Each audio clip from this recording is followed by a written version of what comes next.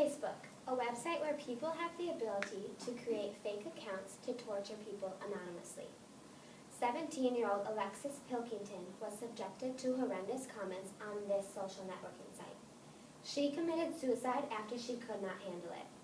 One would think the comments would stop after she had passed away. They did not. Pictures of her suicide were released on this website where anonymous users commented things such as, "She deserved to die."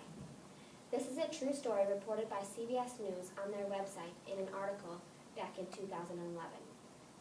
The problem is that bullying is now an online issue. Cyberbullying is occurring. As stated by the Cyberbullying Research Center in a statistical journal released in 2010 on cyberbullying.us, 80% of teenagers use a cell phone regularly. This creates the perfect medium for cyberbullying to occur. About 50% of these teenagers have been subjected to at least one cyberbullying experience. Girls are also more likely to be victims of cyberbullying than males. According to the iSafe Foundation in their online journal from iSafe.org, copyrighted in 2013, used to aid in the prevention of cyberbullying, 25% of teenagers are cyberbullied through the means of a cell phone. As stated by Nicole Roby, a psychologist reporting for the online article on NASPOnline.org, which is for the National Association of School Psychologists, which was released in September of 2008, more than 13 million children have been victims of cyberbullying since 2006. 45% of these children were victims while at school, whether it occurred via text, Twitter, Facebook, etc. A large number of the victims reported that they knew the perpetrator even though they claimed to be anonymous. Cyberbullying is becoming hard to control. According to the National Crime Prevention Center, in an online article found on ncpc.org, copyrighted in 2013, cyberbullying is a complicated issue. Due to the anonymous accounts created to hide the identity of the bully, it is difficult for parents to know that their son or daughter is a victim. Adults tend to be less tech savvy than teenagers, thus creating the struggle to maintain a close watch on children today. Approximately only 7% of parents are concerned about cyberbullying, which is creating a sense of loneliness for the victim. The effects of cyberbullying are awful.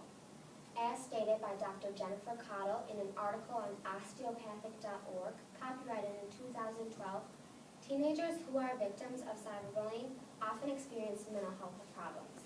Children often suffer from anxiety and depression. This usually leads to the victim feeling lonely, feeling unhappy, and having poor sleep habits.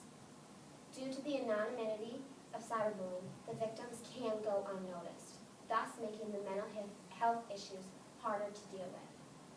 As mentioned by the National Crime Prevention Council, cyberbullying usually occurs when the child is at home.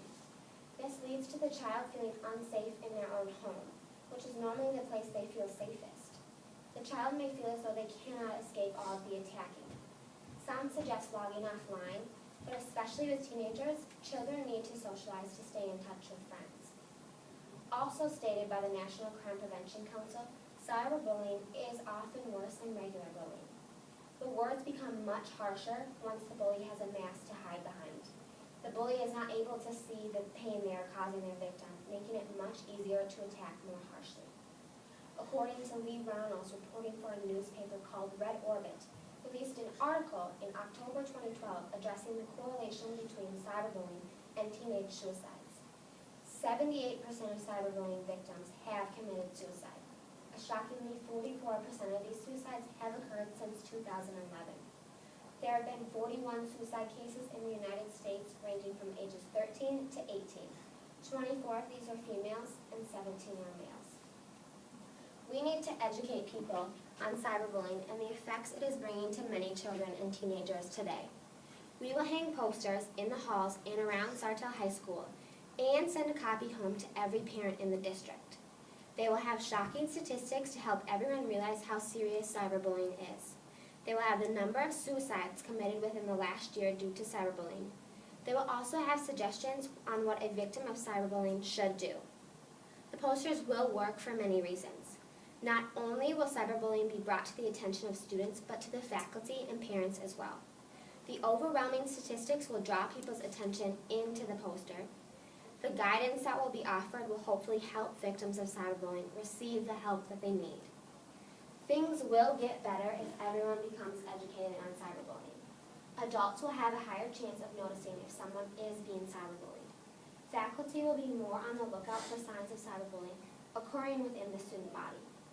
Adults who are not as advanced in technology will have a better understanding of how it actually occurs.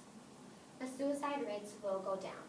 If more people are educated, more people will be aware of how bad it truly is. The more education people receive on cyberbullying, the easier it will be to stop it. Any victims of cyberbullying who see the posters will be able to seek help. Knowing that help is available will allow the students to feel more comfortable within the school. Victims will also feel safer at home if they know their parents are educated on it and are aware of what is exactly going on. I need your help to make this happen. Contact Officer Vanderverde, chairperson of the End Cyberbullying Now Foundation. He can be reached at 320-656-5296. Tell him that you want to help stop cyberbullying. Without your help, teenagers and innocent children will continue to be subjected to cyberbullying. Take a stand because one of your classmates could be a victim.